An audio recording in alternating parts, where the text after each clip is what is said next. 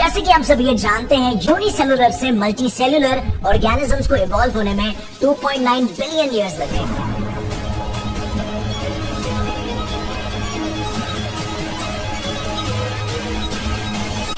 But what if मैं आपको कहूं कि मिशिगन स्टेट यूनिवर्सिटी के साइंटिस्टों ने एक एक्सपेरिमेंट से यही एग्जैक्ट सेम एवोल्यूशन सिर्फ 600 दिनों में रेप्लिकेट करके बता दिया है। This is the most ground breaking experiment ever performed on earth according to me. So finally इस एक्सपेरिमेंट से हमें एवोल्यूशन का सबसे बड़ा मिस्ट्री का आंसर मिल जाएगा। ऐसा मिस्ट्री जिसका जवाब वैज्ञानिक 1988 से ढूंढते आ रहे हैं कि आखिर हम एक यूनिसेलुलर जीव जिसकी अमीबा से इंसान जैसे मल्टी सेलुलर जीव कैसे बन पाए। इसका वन वर्ड आंसर है ऑक्सीजन। अब जरा गौर से सुनना, बहुत इंटरेस्टिंग है। सो दरअसल 1988 में मिशिगन स्टेट यूनिवर्सिटी के बायोलॉजिस्ट रिचर्ड लेंस्की ने यूनिसेलुलर से मल्टी सेलुलर ऑर्गेनिजम्स के एवोल्यूशन को डिटेल में स्टडी करने की ठान ली थी। अब इस स्टडी के लिए उन्होंने ई कॉली बैक्टीरिया को चुना क्योंकि वो 4 मिनटों में अपने पॉपुलेशन को डबल करते हैं, यानी कि मल्टीप्लाई होते फटाफट। इस स्टडी की शुरुआत में उन्होंने 12 अलग अलग ई कॉलाई के पॉपुलेशन को सेम कंडीशंस, सेम फूड देते हुए ग्रो किया। देखते ही देखते उन बैक्टीरिया के 74,500 जनरेशंस,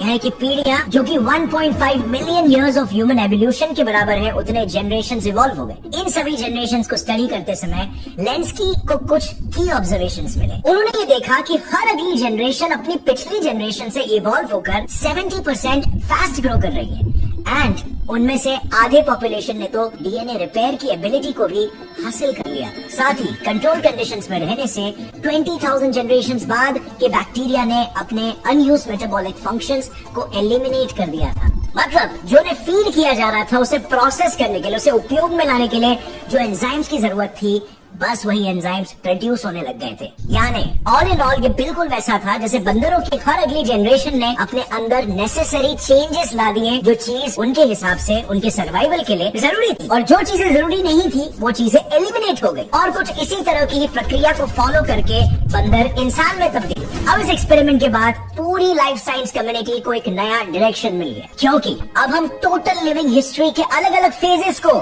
ऐसे कई एक्सपेरिमेंटों के थ्रू लैब में रेप्लिकेट कर सकते हैं। बस सिर्फ इसमें एक ही दिक्कत थी, इस एक्सपेरिमेंट में बैक्टीरिया का यूज किया गया था। एंड बैक्टीरिया, जैसे कि आप जानते हो, कभी मल्टी सेलुलर फॉर्म नहीं लेते। यानी कि बैक्टीरिया के जरिए हम लिविंग हिस्ट्री के उस फेज के बारे में कभी नहीं समझ पाते जिसमें यूनिसेलुलर ऑर्गेनिज्म पहली बार मल्टी सेलुलर ऑर्गेनिज्म में इवॉल्व हुए थे। और इसीलिए फिर अभी हाल ही में एक न्यू एक्सपेरिमेंट हुआ जिसमें एवोल्यूशनरी बायोलॉजिस्ट विलियम रैटक्लिफ ने एक ऐसे यूनिसेलुलर ऑर्गेनिज्म को चुना जिसके 20% जीन्स ह्यूमंस से मिलते हैं। सो लेंस्की के ऑब्जेक्टिव को कंटिन्यू करते हुए 2010 में मिनेसोटा यूनिवर्सिटी के विलियम रैटक्लिफ ने वही एवोल्यूशन वाले एक्सपेरिमेंट को बैक्टीरिया के बजाय इस बार यूनिसेलुलर यीस्ट के साथ दोहराया, क्योंकि यीस्ट इकलौता एक ऐसा ऑर्गेनिज्म है जो यूकैरियोटिक है, यानी कि सिंगल सेल फॉर्म में एग्जिस्ट करता है, और साथ में at the same time bacteria के जैसे ही 90 मिनट जितने कम टाइम में अपनी पॉपुलेशन को डबल भी करता है। यानी कि best of the both worlds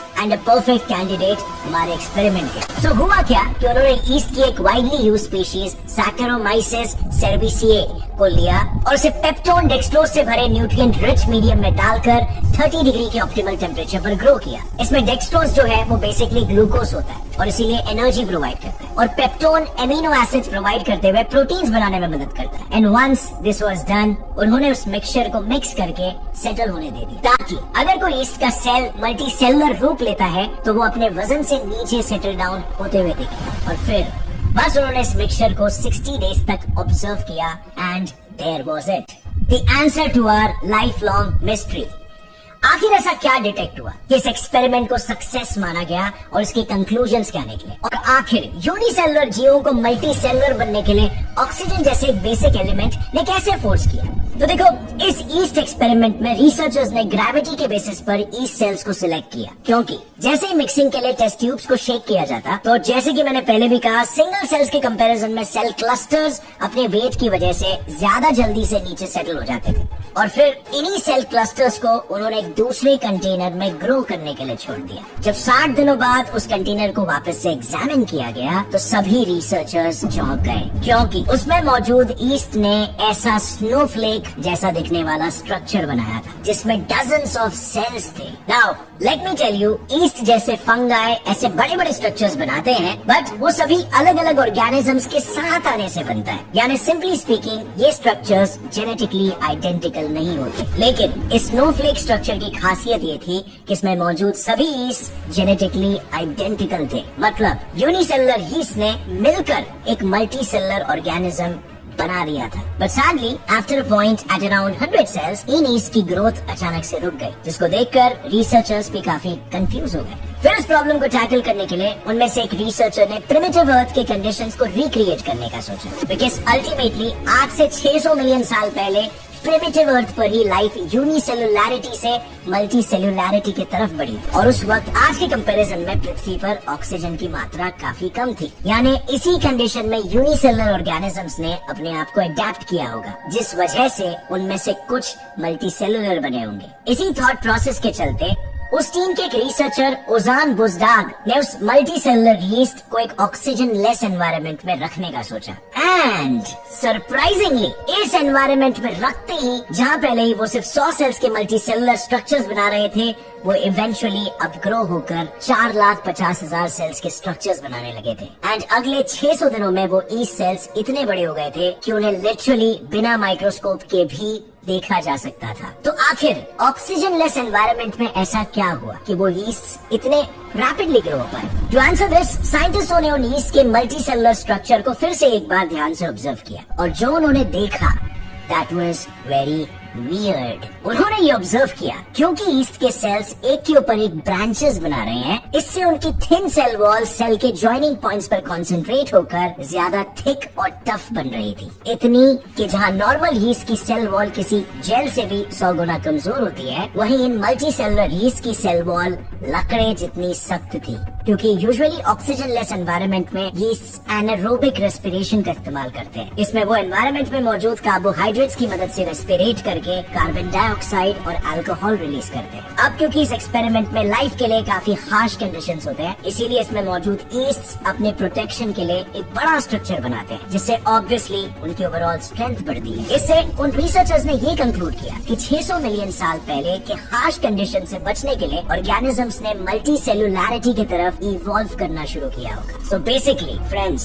यहाँ तक उन्हें मल्टी सेलुलर जीवन का एवोल्यूशन कैसे हुआ अब ये कंफर्म पता चल गया था। अब सिर्फ एक ही सवाल बच गया था कि एक्चुअल में भी क्या यही ईस्ट ही वो पहला ऑर्गेनिज्म था जो आज से 600 मिलियन साल पहले मल्टी सेलुलर ऑर्गेनिज्म में तब्दील हुआ होगा? वेल, इसके लिए उन्होंने ऐसे कई सारे यूनिसेलुलर स्ट्रक्चर्स को स्टडी करना शुरू किया जो पोटेंशियली एक मल्टी सेलुलर फॉर्म ले सकते हैं। इसके लिए उन्हें बहुत ज्यादा ढूंढना पड़ा, एंड फाइनली उन्हें एक ऐसा स्ट्रक्चर मिला, but at a very unusual place, human mouth. दरअसल ये तब की बात है जब साल 1970 में फेमस साइंटिस्ट और डॉक्टर नील्स होयबे ने सिस्टिक फाइब्रोसिस, जिसमें विंड पाइप के वॉल पर थिक म्यूकस लेयर बनने की वजह से ब्लॉकेजेस आते हैं, इस डिजीज के कॉजेस को स्टडी करना शुरू किया था। इसके लिए उन्होंने इस बीमारी से पीड़ित कुछ पेशेंट्स के सलाइवा के सैंपल्स को माइक्रोस्कोप में जांचा, और तभी उन्हें कुछ ऐसा दिखा जिसे देखकर वो चौंक गए। उन्होंने देखा कि ह्यूमन माउथ से लिए गए सैंपल में बैक्टीरिया एक अजीब सा पैटर्न फॉलो कर रहा था। वो मल्टीप्लाई करके एक कॉलोनी तो बना रहा था, जो एक्चुअली कोई नई बात नहीं है क्योंकि ऐसा ऑलमोस्ट सारे बैक्टीरिया करते हैं। प्रॉब्लम बस ये थी कि यहाँ पर बैक्टीरियल कॉलोनी ने अपने चारों तरफ एक ऐसी चिपचिपी सी स्लाइमी लेयर बनाई थी जिसके कारण विंड पाइप ब्लॉक हो रहा था। अब इसके बाद जब इन्हें मारने के लिए साइंटिस्टों ने इन पर एसिटिक एसिड डालकर देखा, तब उन्हें ये पता चला कि वो स्लाइमी कोटिंग असल में उन्हें प्रोटेक्ट कर रही थी, और एसिड से सिर्फ वही बैक्टीरिया मर रहे थे जो उस लेयर के बाहर अकेले भटक रहे। इस शील्ड को फिर साइंटिस्ट बायोफिल्म कहने लगे। नाउ आगे चलकर जब इस पर और गहरी रिसर्च हुई, तब पता चला कि इंसानों में होने वाले 70% बैक्टीरियल डिजीजेस की वजह यही बायोफिल्म्स है, और इससे हर साल 7.7 मिलियन लोगों की मौत होती है। ऐसा इसीलिए क्योंकि बायोफिल्म्स की प्रोटेक्शन लेयर बैक्टीरिया को अपने होस्ट के बॉडी के पीएच और प्रेशर लेवल से तो प्रोटेक्शन देती है, साथ ही बॉडी में प्रोड्यूस होने वाले एंटीबॉडीज से भी इम्यूनिटी देती है। इससे उनका सर्वाइवल रेट बढ़ जाता है और वो किसी भी एनवायरनमेंट में सर्वाइव करके रेप्लिकेट कर पाते हैं। और इसीलिए साइंटिस्टों का ये मानना है कि ये बायोफिल्म्स यूनिसेलुलर और मल्टी सेलुलर ऑर्गेनिजम्स के बीच